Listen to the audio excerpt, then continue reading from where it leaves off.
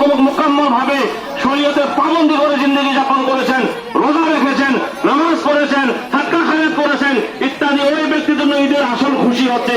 তারপরে বলা হয়েছে যেই ব্যক্তি এই সমস্ত বুড়াই থেকে যেদিন বাঁচে গেলেন মনে ভাববেন ওই ব্যক্তির ঈদ হচ্ছে ওই দিন। আর যে ব্যক্তি ইমানের সহিত মৃত্যুবরণ করে ওই ব্যক্তির ঈদ হচ্ছে আসল ঈদ হচ্ছে ওইটা।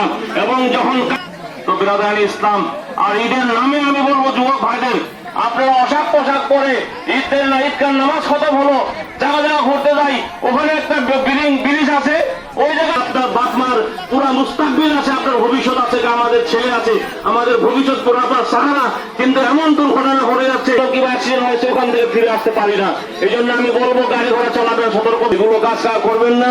কালকে যখন দেখা গেল সন্ধ্যাবেলা আমি রাষ্ট্রপতির কাছে এরকম ভিড় আর কতগুলো এমন গাড়ি স্পিডে চলাই, করোনা হাতটা কাউকে লেগে যায়, কি অবস্থা হবে এই যে আমাদের।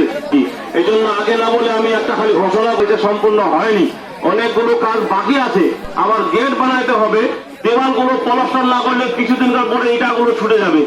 এই ক্ষেত্রে করবো, এই ক্ষেত্রে আমাদের নফিজুল ভাই আর কি 10 টলি মাটি দিলে কনখান আর কি যেগুলো জায়গাতে মানে আপনারা ইচ্ছা ভাবে জবরদস্তি নয়, কারণ রমজান মাসে জাকাত দেওয়া হলো কেউ আগামী আল্লাহ হায়াত রাখলেন তো ঈদটা কুরবানির সময় আপনাদের কাছে চান্দা করা হবে আর কি।